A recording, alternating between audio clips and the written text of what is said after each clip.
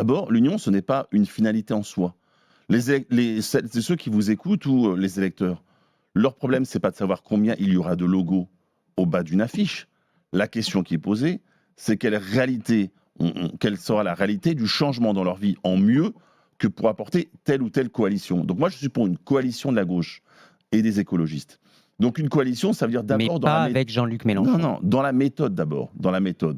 Dans une coalition, ce que nous avons su faire, par exemple, la gauche plurielle, c'est vous mettez tout le monde sur la même table et... 97. Par exemple, mais ce qu'évoquait aussi Olivier Faure il y a quelques semaines sur votre antenne, sur BFM, c'est on se met autour d'une table, on arrête ensemble des points et ça devient notre coalition. Aujourd'hui, ça a été voilà le programme de Jean-Luc Mélenchon, vous devez accepter ou vous démettre. La gauche plurielle 97, 1972, vous citiez François Mitterrand. J'aimerais qu'on le réécoute, l'archive RMC du jour.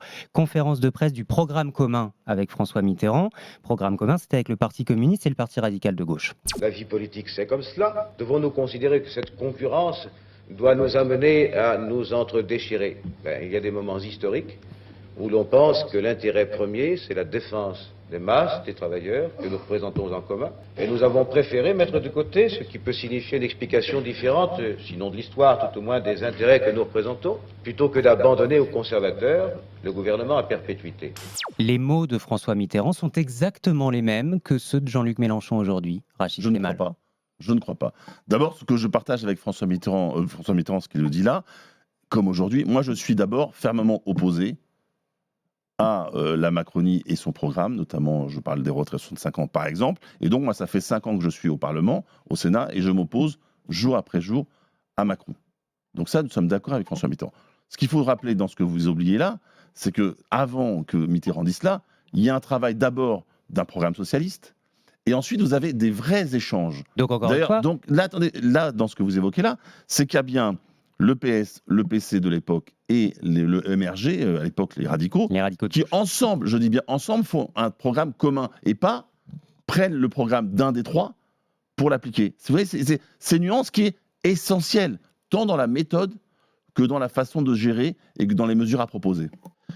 Alors, je vais essayer de vous faire simple. Oui à l'union, je suis toujours pour l'union, j'ai toujours été pour l'union, je reste pour l'union, et je rappelle que les socialistes, même quand ils sont à Bordeaux ou à Lyon, ils font l'union derrière les écologistes, par exemple. Donc, il n'y a pas de procès-intention à faire aux socialistes sur l'union. Et je veux même vous dire que, par exemple, mon ami Michael Delafosse, qui a des candidatures... Maire de Montpellier. Candidature à Montpellier, c'est une candidate socialiste et écologiste, vous voyez, donc comme quoi l'union, elle peut se faire. Mais là, je vous donne un exemple concret. Moi, je n'ai pas de problème d'ego, très honnêtement, mais une question précise. À 2 heures de Paris, des femmes, des enfants et des personnes, n'importe qui, prend des bombes sur la tête, à savoir en Ukraine.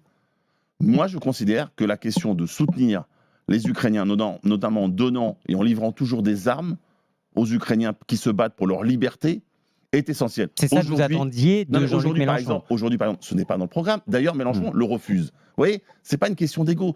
Une fois qu'on a dit unité, il faut savoir pourquoi. Je vous donne un autre exemple. Ça, c'est le premier exemple. Autre exemple. Sur le nucléaire et donc le mix énergétique. Moi, je suis pour le mix énergétique. D'accord ? Eh ben, je peux vous annoncer qu'entre ce qui a été fait pour les différents partis, les signatures des différents accords... Les accords ne sont pas les mêmes sur le nucléaire, entre les écologistes, les communistes, les socialistes. On peut toujours dire union. La question, c'est pourquoi faire ? Comment on change la vie des gens ?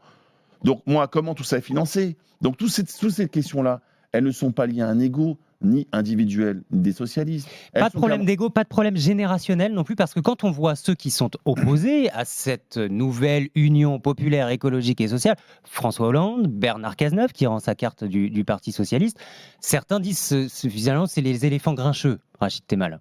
Alors, je ne sais pas ce qu'est un éléphant grincheux, mais bon. Mais moi, par exemple, vous savez, je suis plus jeune qu'Olivier Faure.